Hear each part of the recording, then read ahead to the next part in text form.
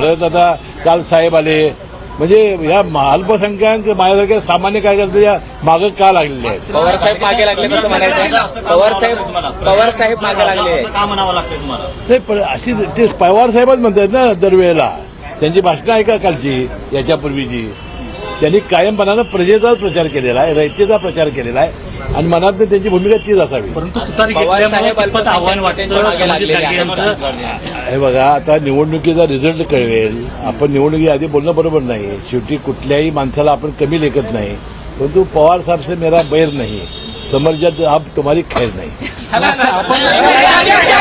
जंगलाला आग लागल्यानंतर बिबट्यासोबत गेंडाही पळाला, अशा शब्दात उत्तम जानकर यांनी कालच्या कार्यक्रमात टीका केली. तिरंगी लढत झाल्यामुळे तुमचा विजय हा सोपा झाला होता, मात्र यंदा थेट समोरासमोर सामना आहे. कशा एकूण 6 निवडणुका झालेल्या आहेत, त्यामध्ये एकाच एक 3 वेळा झालेली आहे. एक म्हणजे एक तिरंगी नाही, तिरंगी गेल्याच वेळा झाली. अल्पसंख्याकांचा नुकताच एक मेळावा झाला, त्याच्यात शरद पवार असं म्हणाले की अल्पसंख्याकांना चांगल्या पद्धतीने संधी यावेळेस आम्ही देणार आहोत. एकीकडे अशा पद्धतीचं वक्तव्य आणि दुसरीकडे नाही, मला त्याबद्दल म्हणायचं नाही. माझं म्हणणं काय आहे की परवा ते प्रवेश करणार होते, जयंत पाटील आले होते, सभा झाली होती, पुन्हा साहेब स्वतः काल आले. आता आम्ही काय 50 वर गेलेलो आहे ना, आमदार जे 50 वर गेले आहेत. मग माझ्यासारख्या सामान्य अल्पसंख्याकांच्या मागे का लागले एवढा जोर? काय उद्देश हेच मला समजलेलं नाही. जंगलाला आग लागल्यानंतर जंगलाला नाही, मला काय कारण मला काही माहिती नाही. साहेब माझे नाही, ही निवडणूक ही नायक विरुद्ध खलनायक आहे. जयंत पाटील यांनी उत्तम जानकर यांची सुद्धा टीका पाहायला मिळाली तुमच्यावरती. जंगलाला आग मला काय जयंत पाटील यांनी असा उल्लेख केला की संबंधित यांच्या संस्था चांगल्या आहेत, मात्र तुमच्या संस्था ह्या भ्रष्टाचाराने बरबडलेल्या, असा उल्लेख जयंत पाटील यांनी नाही केलेला नाही. ते जयंत पाटील बोलूच शकत नाहीत. संस्थांवर टीका नाही, बोलू शकत नाहीत. आपण जर पाहिलं ज्यावेळेस तुमच्यावर कारवाई झाल्या होत्या त्यावेळेस ज्या कुटुंबानं ज्या पद्धतीने तुमच्या कुटुंबाची फरफड झाली होती संपूर्ण महाराष्ट्रानं पाहिली. प्रामुख्याने याच्यावर कुणी केली होती?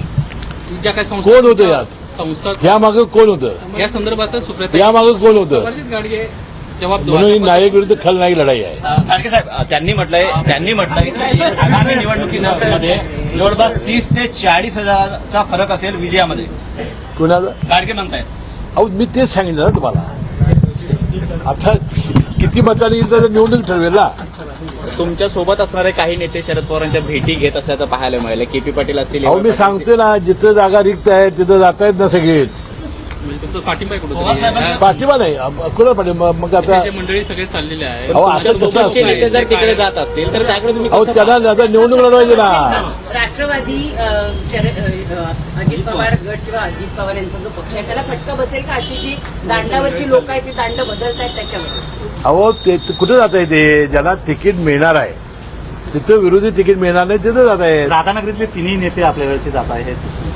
तुमचा एकटा आता विरुद्ध गेल्या वेळेला सुद्धा आम्ही दोघांच्या समजुता करण्यापर्यंत समजत झाला नाही. ते मेहुण्या पाहुण्यांची जी आहे ते समजुता होण्याच्या पलीकडे आहे.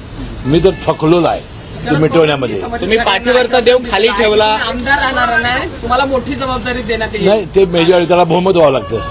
तुम्ही निवडून यावं लागतं आणि बहुमत व्हावं लागतं. सर ते म्हणतायत आम्ही आमदारच करणार नाही समर्जितना, तर मंत्री पण करू. नाही, ते निवडून यावं लागतं आणि बहुमत व्हावं लागतं. आणि तुम्ही